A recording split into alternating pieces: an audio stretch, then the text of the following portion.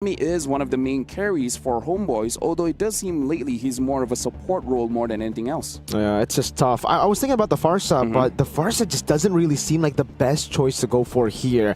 If Homeboys want to continue to play the way that they've been playing the last 2 matches, like they've been very sporadic in the team fights. It hasn't been clean front to backs. Although to be fair, you did say you want to see more meta. I kind of feel like this is kind of more meta. It's just that from Homeboys, it could get countered, but I kind of feel like going up against Onic Philippines, you just have to have that bravery. Just try it out. If it doesn't work game number 1, maybe they have plan B for game number 2. Yeah. So maybe this is really them sticking to just what's familiar so they can focus more on the macro and just playing the game as a whole. But Onic PH wrap up the first phase of their draft with the Granger. I'm liking it so far since it doesn't reveal much just yet, and it leaves a bit of room to adjust since you already see the CC, which you mentioned was a great answer not just to the Fovios, but I feel to any other frontliner they want to put alongside the Fovios, especially in terms of diving in. So they'll have a bit more room to think of whether or not they want to go for that. Oh, but they've banned the Fanny and the Fredrin. Oh. Honestly, with this Granger pick, I'm kind of worried because we got to talk about this story as well. The Golden Goat, Kelra, the Golden Standard going up against the ordinary marksman, Melcutie, where I would say in this tournament, he doesn't look too confident. And going up against Kelra on a pick like Granger, which is very lane dominant, it might put too much pressure to the point where Melcutie is really gonna feel stuck, gonna feel very much I would say suffocated to the point where he doesn't know what to do in the game. I'm glad you brought that topic out because right now it does seem like that's what Onic Philippines are trying to play into. They picked up the Granger, and usually you would expect the Irithel ban, the Moskov ban, taking away these mobile heroes in the gold lane just to enable the Granger. But yeah, the Golden Standard is feeling himself. The ordinary marksman maybe a bit too ordinary for Onic Philippines now because they're saying, go ahead, pick up the counter matchup. We are confident that Kelra will still win that matchup either way, and they've gone for the Badang on Brusco too. They're now playing to what I was expecting from Onic Philippines from day number 1. Their strengths is the team fighting composition with massive sets. They're picking the S-tier heroes, So probably the Irithel is a given, but the jungler... Maybe not. Or could be a Moskov still. Could be a Moskov, Oh, they still pick the Joy despite the Badang and the Fovius. I mean, it does seem like there's little to no options left for Amal. There's the Hayabusa and other assassins, I guess, but this is, again, sticking to the meta, but speaking of... Talk about picking their best heroes on game 1. I kind of feel like this is their mindset. They want to get a very good momentum going in and making sure that they have a very dominant game 1 so that not only does Onic Philippines have that confidence, but take away the little confidence that Homeboys has. So I kind of feel like for Homeboys, they have to make sure early and mid is good, because I kind of feel like losing in the mid game really screws if you're hit. If you lose late game, it's kind of like, yeah, whatever, they're the best team. But either way, this is, I would say, a very good draft coming in from both teams. We can definitely see the win condition. It really is about executing it. So now I'm going to give it over to Mirko as well as Brigida to start this game. Ladies and gentlemen, we've been seeing a whole lot of different variants of Onic Philippines here in this tournament, MSC 2025 at the Esports World Cup. We've seen day 1 to day 4, crazy picks all around, but finally here for the qualifying matchup, they decide to go with what works best. It's Lo Yi, a signature pick on the man who immortalized himself in the game with this pick at the M6 World Championship. Only difference is it's been changed. Now you're visible. Welcome to Atlanta Dawn. Homeboys, can they deal with this? And imagine these are also some of the picks which Super Friends introduced the entire idea of the Brave Smite emblems to as well. So we're seeing that as we bring up the emblem builds, a very tanky Lo Yi emblem build at that. So it's Tenacity, Brave Smite, and the same goes for Brusco. And it seems like they're banking on the idea of really spamming their skills as much as they can with that additional cooldown reduction that they have. Could be the case with the Tenacity on both. Yeah, they might just be looking for... Oh, that was pretty early from Brusco. Okay. Yeah, an interesting sight to behold here early on.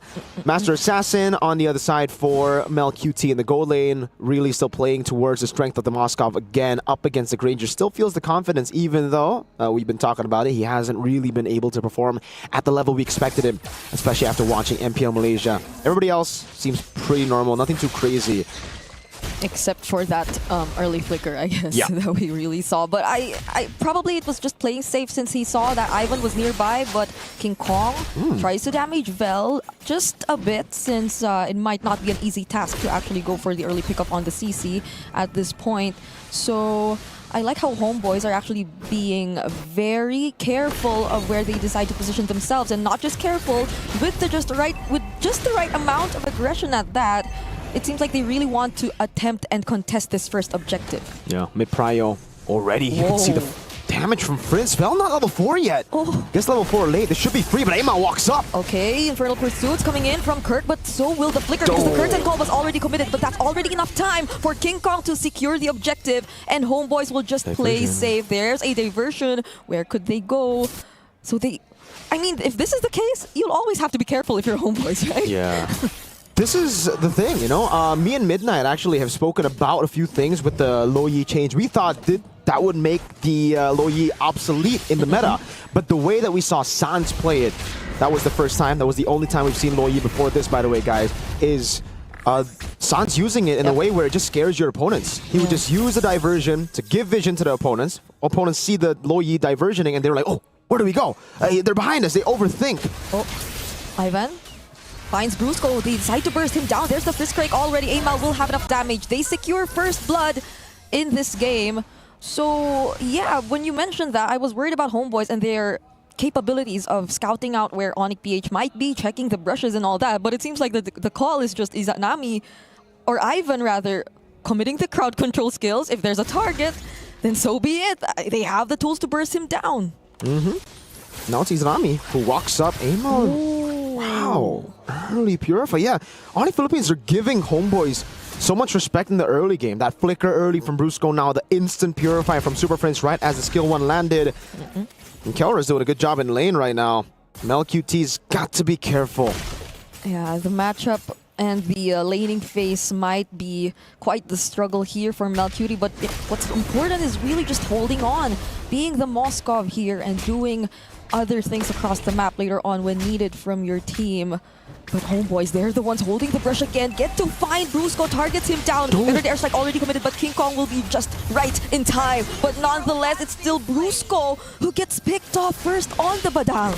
Great punish. Homeboys are really just utilizing the pace of Onic Philippines and slowing it way down. They are holding angles instead of opening up the map because they know Onic are the ones who are going to do that. Kirk holding onto the turtle. It will just be a free one for King Kong. So yeah, Homeboys, it's all about reactions from them. They've just been reacting to the moves of Onic Philippines and punishing them. Diversion up top. Oh, MelQT used the Spear of Misery, also has the flicker, but the Phantom Execution Thorn Rose will catch up, will keep himself safe under the turret, and Amal might just catch up to King Kong. Electrifying Beats already committed. Oh, the SOT also lands, and MelQT decides to go in, but then there's just the right timing coming in from Kirk, but he gets punished, brought under the turret, while he still gets to commit the Dark Wave and the Infernal Pursuits, but he's up against 4, and he won't be able to survive that. And again, Homeboys have just read Onic Philippines out all the way from the early stages of the game. Yes, they haven't been able to get neutral objectives, but it goes to show how Onic Philippines have been the ones proactively moving around the map. They've been proactively getting the position around neutral objectives, so they get the advantage there. But when it comes to just pure setup in team fights, Homeboys have had Onic Philippines' number. And it's not even being reactive in a bad way. It's a good reaction, It's a good reaction that we're seeing from Homeboys because they've been holding the brushes really well. I would expect the faster rotations to come in from them, but it seems like they're using that to their advantage in a different way to just outposition Onic PH and find the right timings to go in and surprise them. But there's another diversion. Ivan spots where they're planning to go though, so him and MelQT will be able to keep themselves safe, while Onic at this point, might be settling to work on the objectives for now. Yeah. A lot of times teams just panic whenever they see Onic Philippines, make these crazy moves, play with the pace that we have known them to play with. But Homeboys, again, have just stayed calm and composed, and that has that's been what Onic Philippines have been struggling with. They just cannot seem to understand the tempo of Homeboys. They cannot seem to understand, like, why aren't Homeboys making mistakes when we're constantly rotating around the map, popping these diversions? So it comes down to the objective battle still, and when we're talking about that, it is still Onic Philippines hold the lead. And it's a big bounty on Amal that Onic PH can claim. So comeback potential still on Onic and even the lead. Although the goal lead hasn't been growing that much between these two teams, this might be an opening for Homeboys to do just that. They are in full control of the turtle. Ivan too uses the conceal, but Brusco finds the target and somehow Kirk gets the last hit on the turtle. Now they're chasing after Homeboys. There goes the Phantom Execution. King Kong finds the kill onto Bell, and Kelra gets access to Ive. Is it Namine? Oh, but Melcutie goes in! With the SOD, Amal cleans them up. What a steal by Onic Philippines. Trying to adapt to this chess game that we've been having in the Dawn between Homeboys and Onic Philippines. But right as they pull the trigger again, play aggressively, it's punished by Homeboys. So this game has literally just been about waiting for overextensions and punishing. You see that from Onic Philippines, punishing Homeboys for making the proactive play on Turtle, and then it's Onic with the chase and another punish from Homeboys. That's what we've been seeing in the Dawn. It's a punish battle, and I don't know who's winning. Because again, kills, Homeboys, but everything else seemed to be Onic Philippines. So it's still a very even game. And this is surprising to see for a team who you know is very well calculated in terms of their decisions. Onic Philippines are the ones constantly being punished. King Kong versus Amal won't be proceeding with the fight just yet, but the Fettered Airstrike is already committed. It gets cancelled by the Dark Wave, and look at the damage from Kelra. Seems like he's getting some stacks in already with that Ranger. And this might be the change in tempo that they need, because they're able to group up a bit more and just let King Kong do King Kong things on the Lancelot. I mean, the first few times he did use the Lancelot back then, it was always this kind of play. It's not just looking for the fights just yet. It's really working on other things and farming up until you feel confident enough to join the fight. Although that may not be entirely applicable for the Lancelot now. And now they slow the game entirely. Onic Philippines, I think they understood, you know, what Homeboys have been doing in the early game, just adapting to that fast pace. And Onic Philippines slowed down their own tempo by a whole lot, utilizing the diversions to play with that overthinking. Brusco! Oh, finds the target onto Melcutie. Kelra doesn't get enough damage, doesn't land the right amount of bullets just yet though. Okay, somehow this is a good standing for Melcutie and a really good situation for him. 2-0-2 on that Moskov. Yep, really good stuff. Ivan walks up, Tsunami Slam! He decides to commit it onto Kirk, who still has the flicker to somehow get out. Curtain Call already committed by Vel as well. So those are 2 ultimates already used. Actually, maybe 3 even, because Izanami doesn't have his Feathered Airstrike as well. Big resources burnt out. Onic Philippines with a slowdown on the tempo. That could have been the read. Kirk jumps in again. Oh, Ivan trying to look for the knock-up, and he finds it. King Kong, though, keeps himself alive long enough to also find the kill. SOD will not land onto anyone, and Onic secures the objective. And there goes the shutdown kill onto Amal. Recall. They get damaged by the Feathered Airstrike, but will they catch up to Melcutie? No! Wow. Well played, Mel. That was a really good spot to recall. Just a pixel away from being outside of the bush. Really played around with those small little margins to get away. Onic Philippines, though, again, have slowed the game down to a point where they are comfortable. They've gone back to their previous style of when teams don't panic up against them, which is, I think this is like an old M3 style Onic Philippines stats. It's the banana split. They've just been constantly splitting up the map, playing it slowly, utilizing the diversion to get back into contention of the big neutral objectives. And that's what the big lead is all about now for Onic Philippines. It's about getting structures and objectives. Kills still behind, another diversion to get them closer to the big objective that they want to get, which is definitely that base turret up top as they siege down. And Kelra, he's only had 1 Sky Piercer, but 1 big fight could change everything. Yep. It's nice to see Onic adapting to the on the fly, introducing those very familiar play styles too, which definitely are working for them here in this kind of situation. They've got some of the most crucial kills, the shutdown gold on Amal as well, and if the gold lead was very small up until the, I'd say, 7 or 8 minute mark of this game, now it's ballooned to 5k in their hands. So it's looking to be a very difficult situation for Homeboys, but at least they have the tools to defend. They have the Farsa and the Moskov to somehow deal with the waves that are coming in. But now Onic PH, they might find, or they might seem a lot more confident to just go in with those surprise setups from Brusco if he finds another key target similar to how he has done it earlier. But that's the point now for Onic Philippines, right? Early game, they were still reaching for a lead. That's why we saw, again, that fast-paced combo from Onic, constantly looking for something around the map. I will Tsunami Slam, but that's what the Purify is for. Yeah. Great reaction again. Back to the point, Onic don't need to look for those surprises anymore. They can constantly throw feints like this, diversions to open up the map, but the early game where there was a lot of desperate moves from Onic Philippines won't be seen here because they already have a 5,600 gold lead and they'll just play for the next neutral objective. Blade armor already picked up by Kirk as well.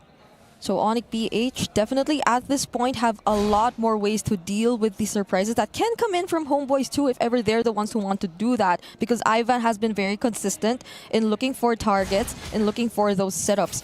Even just by looking at Kelra and Malcutie, Kelra just needs one more item to complete his build on this Ranger. Oh, and King Kong might just find a kill down bottom. He's looking for the kill on Vel.